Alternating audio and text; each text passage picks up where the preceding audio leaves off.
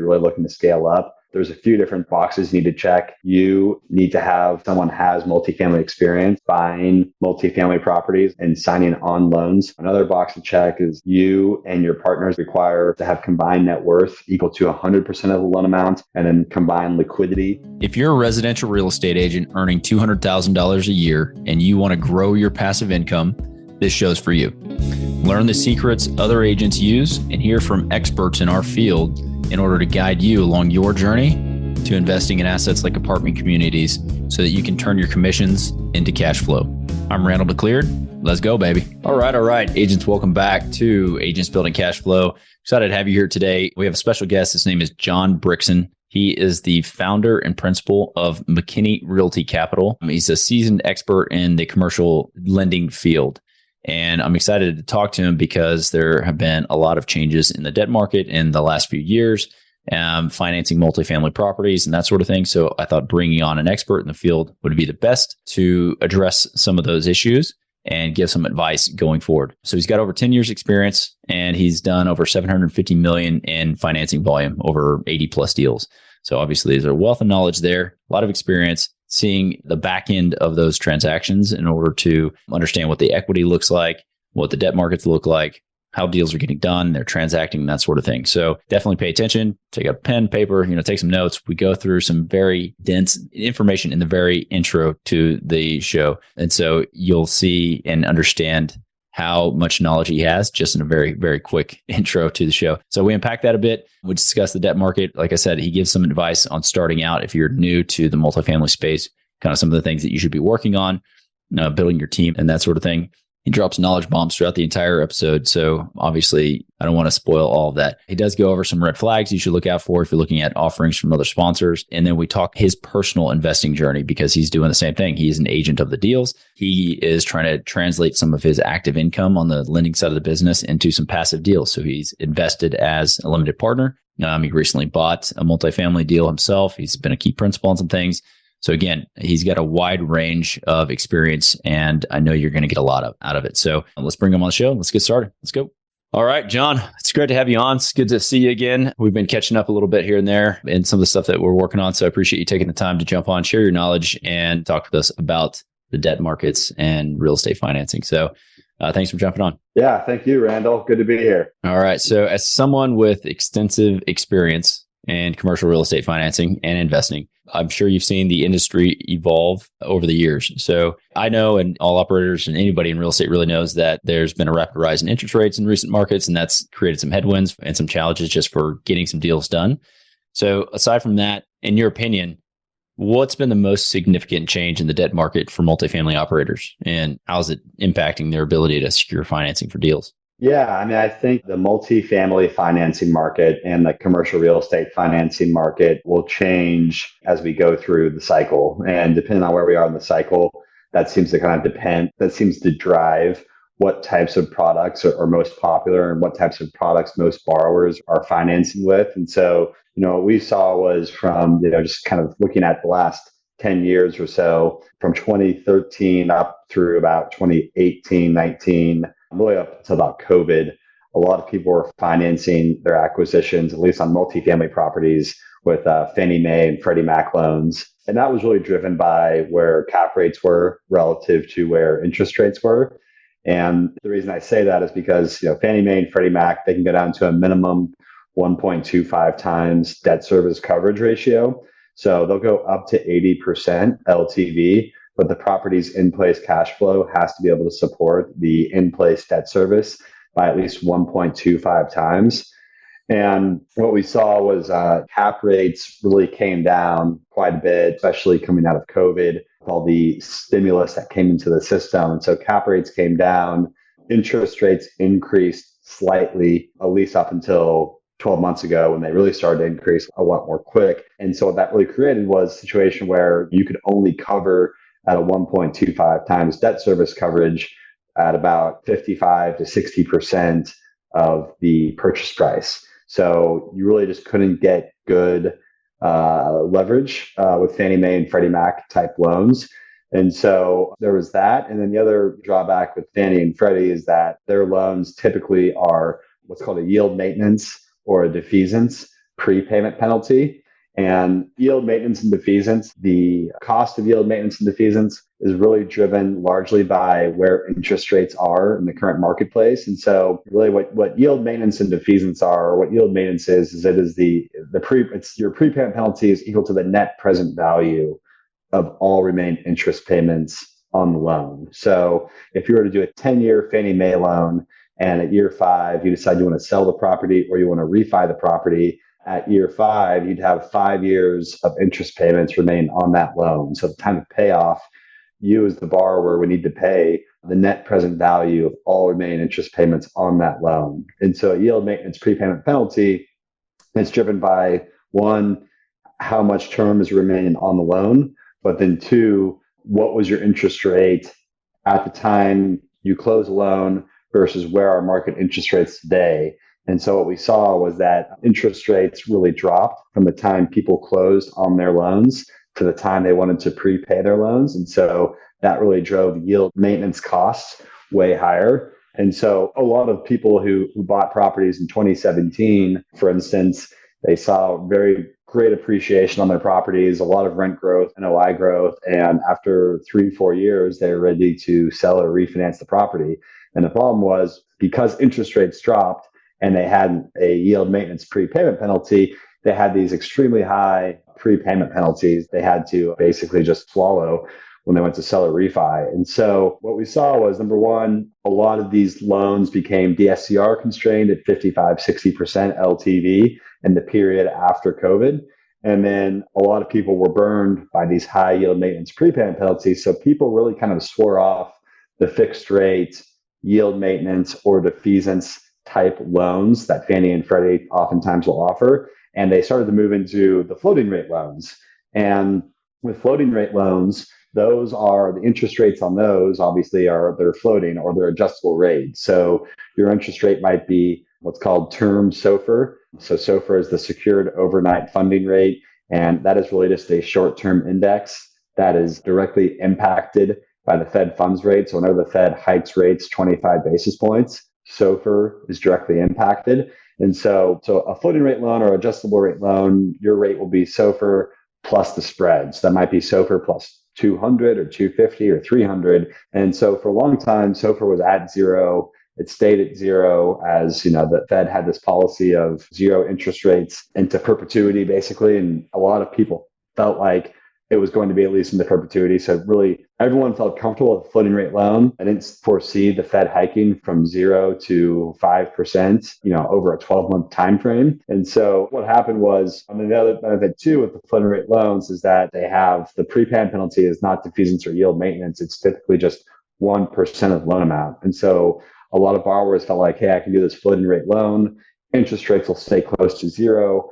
And I'll have a 1% prepay instead of having to deal with a defeasance or a yield maintenance. And I'm okay with taking the interest rate risk just because my outlook is that interest rates are going to stay close to zero for a long period of time, or at least throughout the hold of my loan. And so people started to transition into floating rate loans in 2020. And you could do floating rate loans with Fannie Mae and Freddie Mac. But the largest provider of floating rate loans really were bridge lenders. And a lot of these bridge lenders, they are private debt funds or private mortgage REITs or other types of non-bank type lenders. A lot of these bridge lenders became very active in the market in late 2020, 2021, first half of 2022.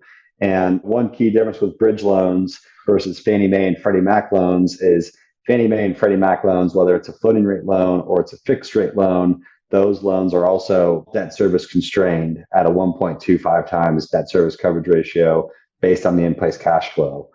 Bridge loans are not debt service constrained. They can go up to 80% of purchase price plus 100% of CapEx. And what bridge lenders are really looking at are what is the pro forma, what are the projected cash flows? If I make a loan today at 80% LTC, will the property's value increase? Will the property's cash flow increase so that in year 2 or year 3, once that bridge loan matures, can I get refinanced out of the existing bridge loan? And so people moved into bridge loans in 2020 to 2022.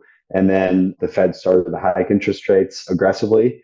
And that impacted a number of different factors. But the largest thing that really impacted was the fact that people who had floating rate loans, now they're seeing their interest rates start to increase due to the Fed hiking. And so people today are shying away from doing bridge loans, the floating rate loans more so. A lot of borrowers are trying to finance their acquisitions with a Fannie Mae or a Freddie Mac fixed rate loan if they can get it. Those loans are still 55 to 65% LTV. Cap rates for multifamily properties or for other types of real estate properties will have to ultimately increase in order for them to be able to get to 70, 75, 80% LTV. So a lot of folks are doing fixed rate Fannie Mae and Freddie Mac acquisitions in the current market here in April 2023. But we still see some people who are doing bridge loans, and we're still seeing some situations where it makes sense to buy a property and finance the acquisition with a bridge loan. You have so much knowledge. It's like that is a recap. So there's a lot of terms thrown around in there. If you are unfamiliar with some of those terms, then by all means, reach out. We can cover those in a little bit more detail. But in general, that is a short recap of what has happened in the last 6 years or so. It's awesome. So I have a couple of questions that stuck out to me specifically, and we'll kind of run through those. When is yield maintenance worth doing? Like, why was that even a thing? And is it in a rising interest? You're taking a bet that the rates are going to go up, and so your prepay is going to go down or it's going to be shrinking.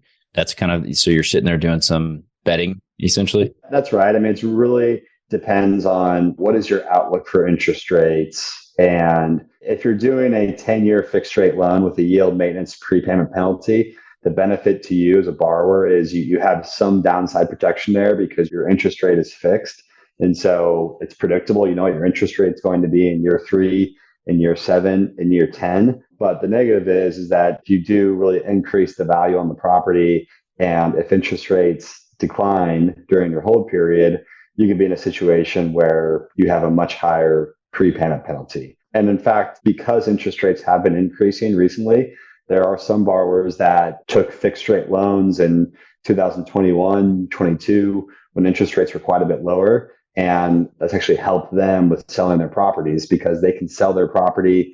The buyer can assume that fixed rate loan. And a lot of times these loan assumptions that people are doing when they're assuming a Fannie Mae or a Freddie Mac loan, they're assuming a loan with a much lower interest rate than what's market. I've seen some properties that are listed for sale that there's a Fannie Mae loan with a 3.5% interest rate on it. Current Fannie Mae interest rates are 5.25, 5.5%. And so I bought a property for $10 million 3 years ago, and I financed that acquisition with a $7.5 million loan that has a 3.5% interest rate. If I'm selling it today, and let's say I'm selling it for $13 million, a lot of borrowers will find that loan very attractive to assume because they're getting, 60% or so LTV. They're taking a 3.5% interest rate. And that's actually helped a lot of sellers get their property sold in the current market. And we're seeing a lot of borrowers do assumption. On the flip side, if I buy a property today for $10 million and I take a $7.5 million Fannie Mae or Freddie Mac loan, my interest rate on my loan is 5.5%. But then we get into a situation where interest rates drop down to 3.5%, and I want to sell the property in 3 years when interest rates are at 3.5%. Well, now I'm stuck with have this 5.5% rate loan where much higher than prevailing market rate loans. And most likely you're going to have to pay that large prepayment penalty. So it's a little bit of a double-edged sword with everything. Unfortunately, it's hard to have your cake and eat it too with, prepayment penalties versus fixed and floating rate loans. You can take a fixed rate loan, but you're stuck with the yield maintenance or defeasance prepay, or you can take a floating rate loan, but you have interest rate risk and you have a 1% prepay.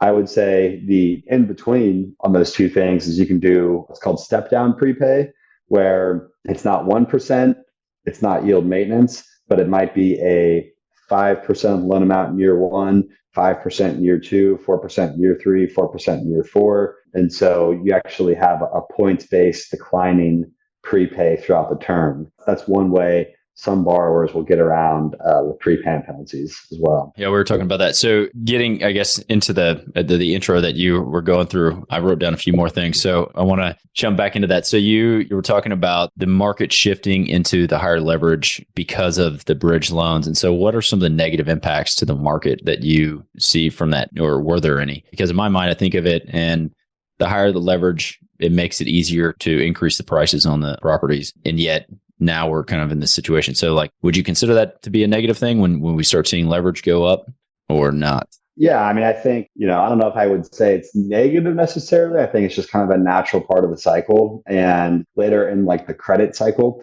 we often see leverage increasing, underwriting standards start to decline. And so whereas lenders used to really focus on what is my in-place cash flow today, it morphed into where will my in-place cash flow be in 2 years or 3 years once my loan matures. And so that really allowed borrowers to push their LTVs higher, and which in turn pushed the purchase prices and the pricing higher. And so kind of saw at the end of the most recent cycle is that purchase prices really started to peak and pricing started to peak. But then LTV and leverage was also peaking at that same time. And so the drawback with bridge loans is they are riskier execution for the borrower and for the lender. They're shorter term loans. They're 2-year loans or 3-year loans with extension options. There might be 2 1-year extension options after a 3-year initial term. So they're shorter term. And then they also, a lot of times, for the most part, are floating rate loans. And so you're also dealing with that interest rate risk during the hold period. And there's so much appreciation from coming out of COVID up until first half of 2022. People really became so optimistic with multifamily and where valuations were going, where rent growth was going. There was kind of this mentality that you can't miss, just buy any multifamily property you get your hands on and borrow as much money as you can to buy it. That's, again, it's a double-edged sword. It's coming back the other direction now where seeing values decline, and you're seeing people right now who are simply just overborrowed, and the value of their property might be equal to or less than the current loan amount. Have you seen a shift now? Are you seeing things come back, like the foreclosure or default rates taken up? Yeah, I mean, we are starting to see some stress in the market. There was a 4-property portfolio in Houston that was foreclosed on last week. It was a $229 million in loans. That borrower, they did over $300 million in bridge loans with one lender in the Houston market in 2021 and 2022. Just crazy amount of activity and just high leverage. And not only did they have bridge loans up to 80% LTC, but they also layered in preferred equity behind that bridge loan. So they were really getting 90% of the LTV at closing. They also faced a lot of different headwinds where rent growth was flat. They were buying Class C older properties and lower income areas. So their delinquency, most likely increased. They had a number of evictions they had to deal with, and then expenses also increased. I mean, real estate taxes, at least in the Texas markets, have increased. Hopefully we start to see some relief on real estate taxes as values come down. Insurance costs have really gone up. Payroll costs went up. Repairs and maintenance. So it was really just a perfect storm for them. And on top of all that, they paid top of the market prices with as much borrowed money as they could get. And so what ultimately ended up happening was they stopped making their loan payments, and the lender moved to foreclosing those properties.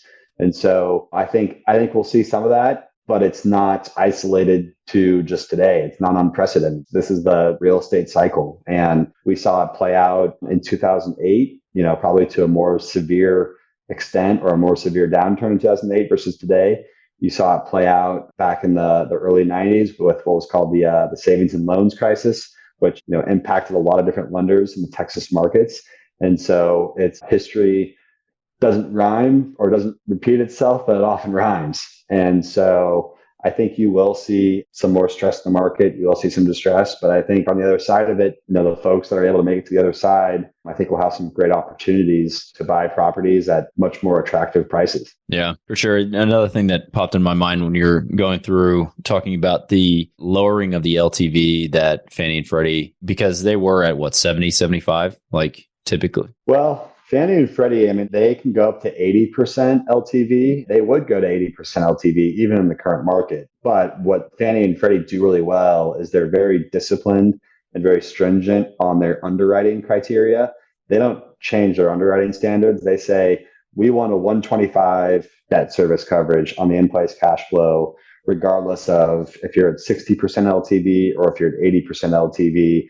And we don't care where cap rates are going. If cap rates are higher, you're more likely to be able to get to 80% LTV. But if cap rates go lower, you're probably going to be constrained at 60% LTV. And I think from 2013 to 2017, it wasn't uncommon to see Fannie and Freddie going at 80% LTV on a purchase price on an acquisition. I think it'll be a while before we start to see Fannie and Freddie loans size to 80 LTV, because what will have to happen is cap rates will just have to increase.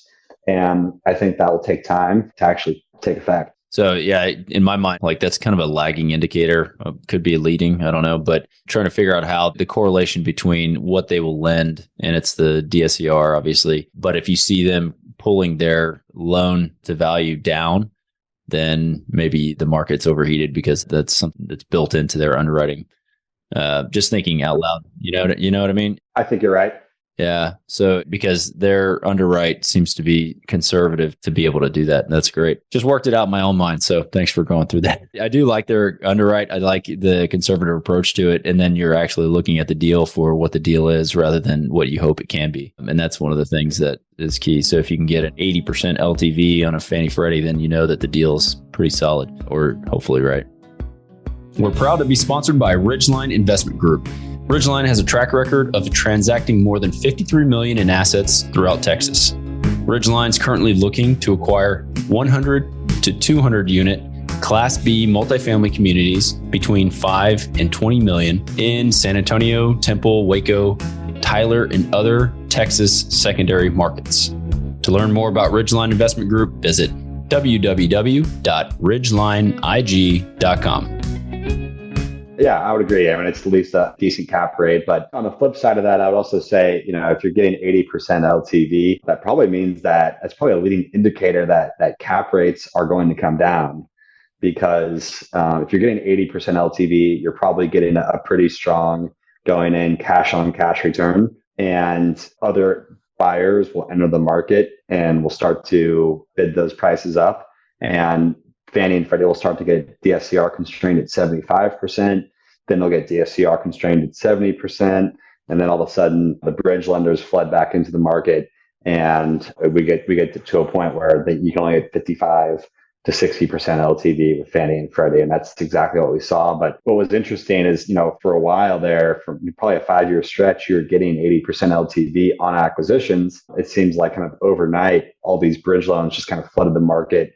And the market got just really shot up from end of 2020 through first half of 2022. Almost like a subprime market almost, where it's just like, okay, yeah, we'll do it on the property. And it's not a one-to-one correlation, but in my mind, there is a correlation there too. It's easier and it's faster and it's higher leverage if you go that route. I would agree. I mean, I think subprime is somewhat about right. I mean, I think the one difference, like the subprime boom in the 2008 crisis, was really driven by like consumer credit. And that was a lot of different residential home buyers being able to qualify for mortgages really with no documentation, no proof of income, and like that. The multifamily market, fortunately, is much, much smaller than the residential mortgage market. So that's one reason why I think 2008 is probably quite a bit more severe than what we're going to see in this current down cycle. The two parallels with it are a lot of times, a lot of these loans end up getting packaged into bonds and securitized. And if lenders are able to move these loans off their balance sheet quickly through securitization, they tend to be a little bit more lax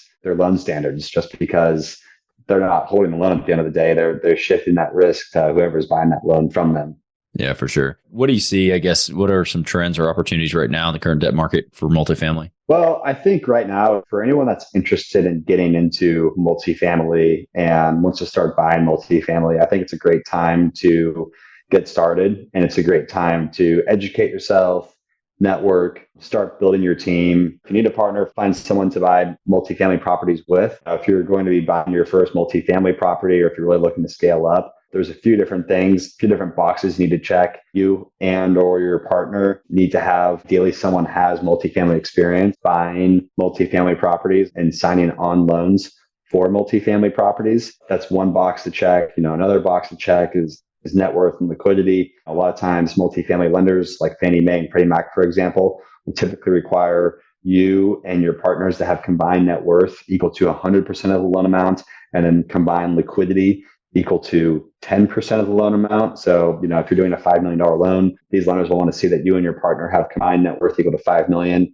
combined liquidity equal to $500,000. So I think it's a good time to be getting your ducks in a row, starting to network with potential investors, limited partners, and passive investors that can invest with you on properties that you want to buy, and position yourself to be able to buy multifamily properties. If you're an active multifamily investor, you have loans that are outstanding right now. Say you have bridge loans right now. I would be taking a look at, let's look at my T12. Where's my in-place cash flow? Can I qualify for a Fannie Mae or Freddie Mac loan today that can take out my existing bridge loan? If not, where does my cash flow need to be in order for me to be able to take out Fannie Mae and Freddie, or my existing bridge loan with the Fannie or Freddie loan?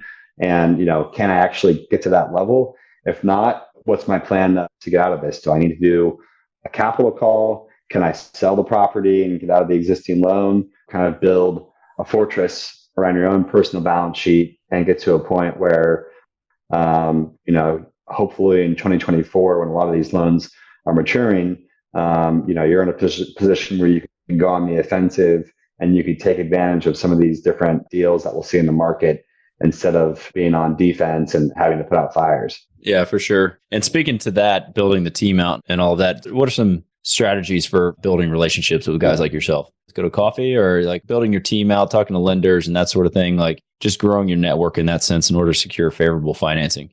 Is it courting every lender you talk to?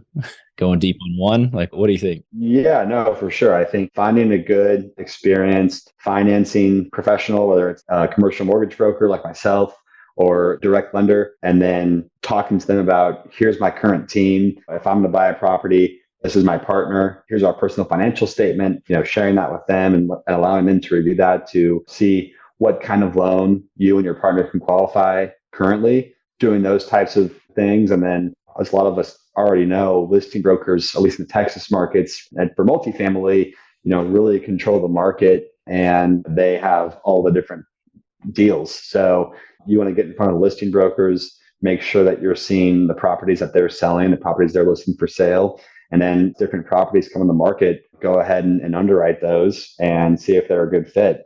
And what I would say is, if you are interested in buying a property, for me at least, it's never too early to reach out. We're happy to take a look at whatever you're buying and provide some feedback on what types of loan terms are available for that property. Ultimately, you can use our loan terms to underwrite the acquisition. So what I would say is, never too early to reach out for getting a good read on what the financing will be, and can be before you even submit an offer. I would just say, staying in front of your loan broker, staying in front of listing brokers to make sure that you're seeing their deals, and then just continuing to underwrite acquisitions once you have your team in place. Yeah, for sure. Got a question. Obviously, you see a number of deals. You have a unique position in the debt structure, and I guess in the multifamily structure, because you get to see a lot of deals that come through and you're early in that conversation, and then you're involved throughout the close. So you get to see the equity raise and challenges people may be facing in that arena as well. So to that point, right now in this environment, have you seen operators having a challenge, or is it pretty easy to raise? Is it deal specific, operator specific, or what are you seeing on that side of it? I think right now the equity raising environment is more challenging for sure. I think even for more experienced sponsors, it's a challenging market to raise equity. What I would say is, if you are wanting to buy a property currently, ideally it's an equity raise that you're very comfortable with and that you feel confident you can execute on it. Maybe the last property you bought was a $10 million purchase price and the total equity raise was $3 million. Maybe for the next property you buy in the current cycle, maybe you target a $6 million property with a $2 million equity raise, just to kind of test the waters and see if you're able to close on it. So I'd say the equity raise environment is a little bit more challenging, but on the flip side, there's not as much competition on acquisitions. There's not as many people who are bidding on properties that are currently in the market. And a lot of times the purchase and sale agreement, 2021, a lot of borrowers were having to, on most of these purchase and sale agreements, people were having to put up 2% of the purchase price as non-refundable earnest money day one. So if you're buying a $10 million property, you and your partners were having to put up $200,000 in non-refundable deposits just to get the property under contract. And what we're seeing is that the sales environment has become less competitive. And so you might be able to buy a property and maybe your earnest money isn't non-refundable until, week 2 or the 4th week of the contract. So it really just depends. But I would say it is a more challenging environment for equity racing right now. I was talking to a few retail guys and commercial real estate guys, and one of them was in Detroit, but he's telling me about some of the deals that he's looking at and how he's kind of kicking himself. He didn't buy something early in his career because he was underwriting himself out of the deal. And so I've heard guys talk about that. And so it seems like multifamily, if you weren't underwriting in the recent years, if you weren't underwriting for year 2 cash flow and year 2 pro forma numbers, then you weren't winning a deal. So like right now, are you seeing a return to like in-place cash flow underwriting that is working because it's obviously more conservative than the year 2? Are you seeing that? Or is it still like, even some brokers I talk to, they're like, yeah, you need to underwrite pro forma numbers, not on in place. And so, yeah, I'm just kind of curious. Yeah, no, I would agree with that. I think a lot more people now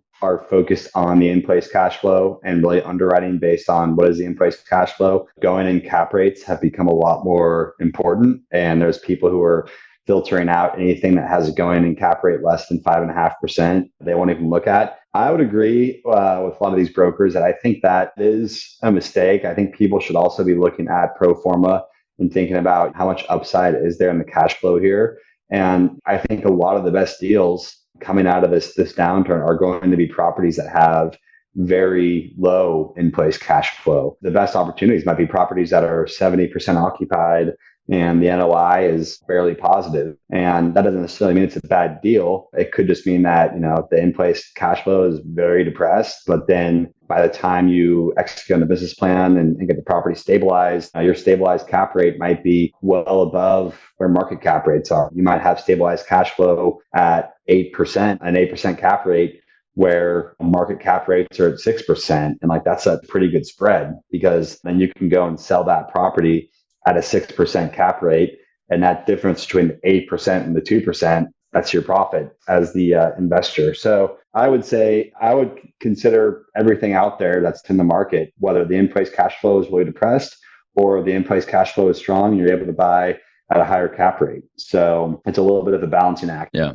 All right. That's good advice. So I want to bring it back to the lending side. So the whole show is agents building cash flow, trying to get more agents to invest passively, get them into syndications, get them into funds, get them to start building their cash flow, turning the active income and passive income. If I'm an agent and I'm looking at a syndication as an LP, what are some red flags that they should look out for in sponsor offerings from your perspective, either the debt side or just from your experience? Yeah. And I can relate to that because I'm also an agent and I'm paid on commissions. And my whole goal is to turn my commissions into cash flow. And so I personally invest in multifamily. I invest in industrial as well. So I own properties, multifamily properties on my own. One I own with no partners. Another one I'm a key principal on. And I have a couple of other partners, and we have passive investors on that as well. And so I'm totally familiar with that as well. And what I really look for if I'm investing passively, I think one thing that people really disregarded, I think in 2021 and 2022, early part of 2022, that I think is going to end up coming back to haunt some of these passive investors is, what is the capital stack look like? What does the financing structure look like? Is someone buying a property and are they taking 75 or 80% bridge loan with preferred equity behind that bridge loan going up to 85% or up to 90%? How much are they talking? If someone's doing the syndication, if there's a syndicator doing a webinar, are they spending any time at all talking about, here's our financing structure, here's our financing strategy, here's why we think it makes sense, and this is why we're comfortable with it? So understanding the risks of the capital structure. If they're buying a really large property, they're doing a 75 to 80% bridge loan. There could be situations where that is the right execution. But there could also be situations where that's not the right execution. If it's a really large property and they're doing an 80% LTC bridge loan, well, that sponsor, that key principal, they better have really strong personal liquidity so that if there are issues in the property that come up. Let's say they need $500,000 to carry them through, a soft period in the market, or if CapEx comes in higher than expected. Well, ideally, they have personal cash on hand to be able to carry that project.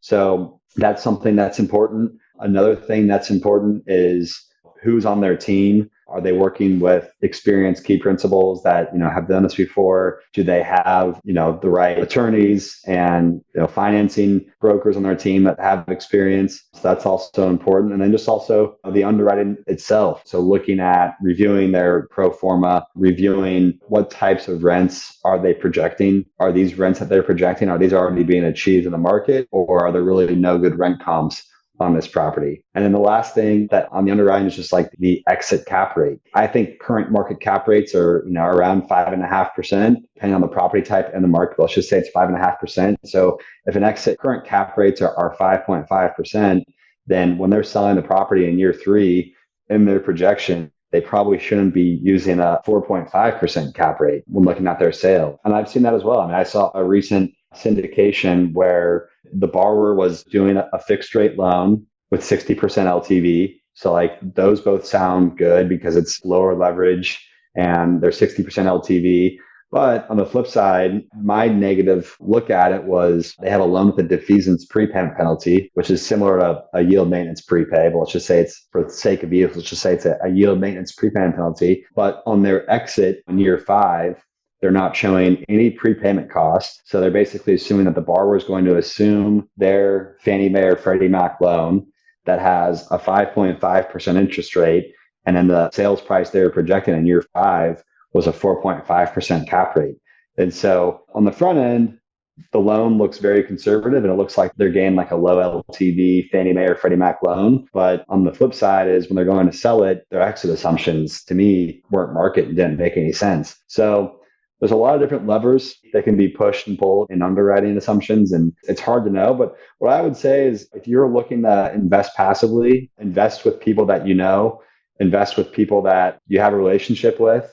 And that's what it ultimately comes down to is, do I believe in the sponsor and do I believe in, their ability to execute and get it done? That was gold. Honestly, looking at the exit cap rate and understanding that and putting it together with the feasance and yield maintenance and making sure that picture is absolutely clear. I actually looked at one recently that was very similar to that, and it just didn't make sense. It was probably the similar spread. It's 5.5 going in, 4.5 going out. And it was like a huge shift in sale price and the price per unit that just didn't, over 3 or 4 years, didn't really make sense. Yeah. Something else I would say too, Randall, and like it's not the same standard for all deals, but a lot of times there's very little cash flow. At the total projected return is 80%. And they're showing 5% cash on cash in year 1, 5.5 in year 2, 6% in year 3. Like there's hardly any cash on cash. And then all of a sudden, in year 5, there's like this big pop in appreciation because they're selling the property. That's also a little bit of that's worth looking into. Why is all of the return back-ended here? Why isn't there more return during the hold period? And there could be a good reason for that. It could be because they're buying a distressed property and the property's 50, 60% occupied and they're having to take a bridge loan at a higher rate. So there's really no cash flow in year 1 or year 2.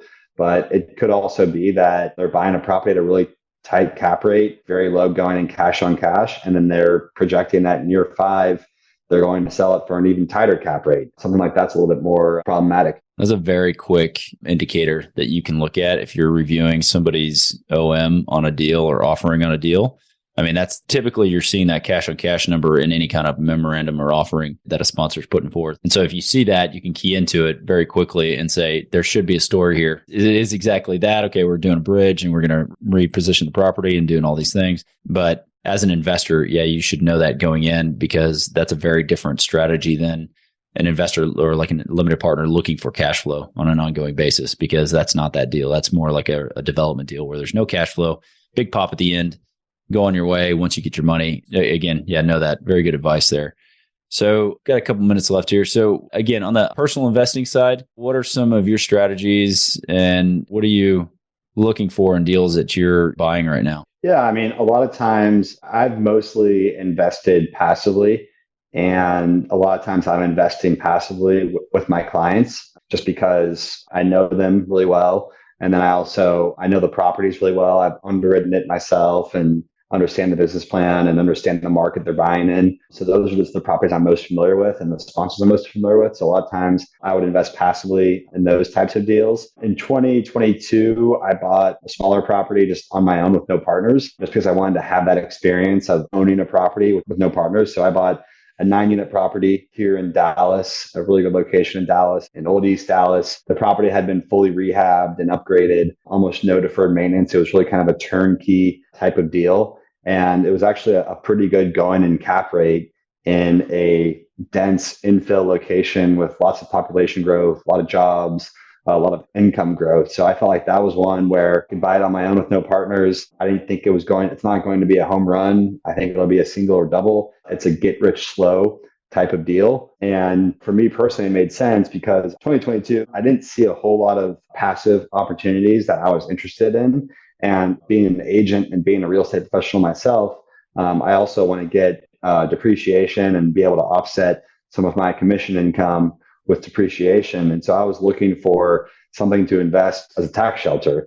And so my thought process was, okay, we're getting into the second half of the year. I haven't had a lot of passive investing opportunities to invest in. This property in East Dallas looks interesting to me. And so I ended up buying that and being able to enjoy the depreciation and the tax benefit. So you've got it. Are you doing day to day on a 9-unit, or have you outsourced that to property management?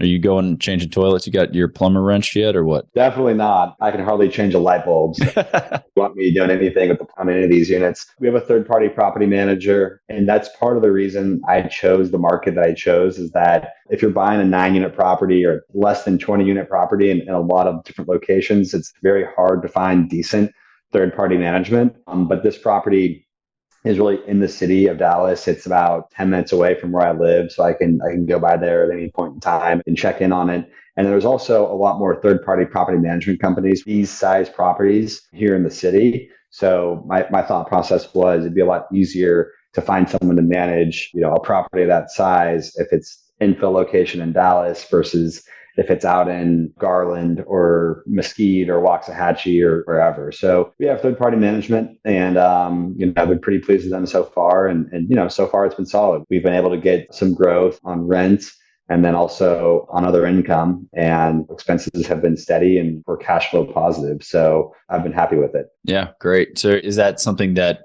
like a product type that you want to duplicate and just rinse and repeat and kind of add to the portfolio? Or is it just, you think it's one-off and you'll start going passive again once the opportunities present? Yeah, we'll see. I mean, I think I might end up holding on to it forever, or I can see myself selling it after a few years and 1031ing into a larger property.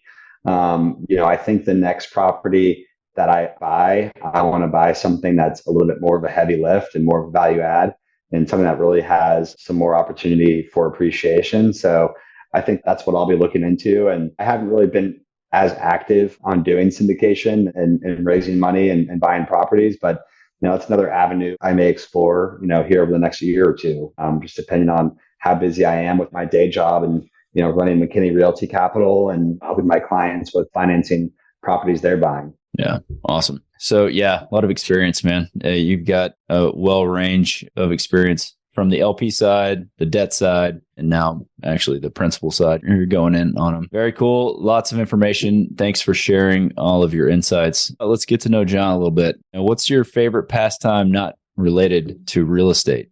My favorite pastime not related to real estate. I'm kind of a jack of all trades, master of none when it comes to hobbies. There's a lot of different things I like to do. I like fishing, I like skiing, play a little bit of golf, play a little bit of tennis. I've started to get a little bit into hunting more recently. So I've been some duck hunting earlier this year. Love sports and following sports. I went to a Rangers game here in Dallas last night. I was lucky enough to go to the Masters this last weekend. So I was out at Augusta National on Sunday. So that was really cool. So yeah, I like to read. I can show you my bookcases here, at my place, and I got a lot of books on the shelf. So I love to read. A lot of different interests for me. Stay pretty busy outside of just real estate. Very cool. So Masters, how was that? You enjoy it? My brother's out there recently. He went, and after he came back, he's like, okay, I'm looking for a house out there. He said it's beautiful, and there's some new developments that are coming up around there. They actually flew out and looked again. Yeah. So you buy a place out there, man. We'll go out. Augusta's really cool. I mean, Augusta National, the grounds are immaculate. Just so much history and tradition right there. You know, seeing all the golfers in person and seeing some really cool shots live was awesome. Would have loved to see it be a little bit closer between Rahm and Koepka. They're going to the final round, but you know, we were lucky because we got there on Sunday, and the weather on Saturday was pretty bad, but Sunday afternoon weather was perfect. So, did you make it out on Saturday? We got in on, I stayed in Atlanta on Saturday night, and we were planning on going to the Masters on Sunday all along. We had a ticket for Sunday, so we were going on Sunday. But yeah, I got in on Saturday, stayed in Atlanta Saturday night, and then we drove to Augusta on Sunday morning. Yeah, nice. Did you get any rounds in when you're out there? Did you play? I didn't. No. Well, then I was going to ask this, but I don't know. Maybe you just answered it. What's the best thing that's happened to you in the last 60 days? Probably getting invited to go to the Masters might be the best thing that happened in the last 60 days. Yeah. Pretty awesome. And then finally, name one or two people who've been most influential to your success. I think that's an easy question. Probably my parents. And they were role models for me. And they were hardworking people and humble and treated people well. So I think they're probably my best role models. All right, John. Thanks for being part of Agents Building Cash Flow. And for all you listeners, whether you're starting out as a seasoned or you're a seasoned investor, just know that syndications and real estate funds offer great opportunities for passive income growth. So keep listening, keep learning, and keep building your wealth. We'll see you on the next episode. All right. Thanks. Surprisingly, most of the agents we speak with got into real estate hoping to gain passive income and become work optional. However, only 1 in 5 ever start investing. Most are simply too afraid to start. Once you get educated by listening to this show, you'll be able to overcome that fear and become the 1 in 5 who are finding financial freedom. Don't miss a single episode. If you want to stay up to date, the best way is to make sure you're subscribed. So if you haven't done that, go ahead and do it now. And we'll catch you on the next episode.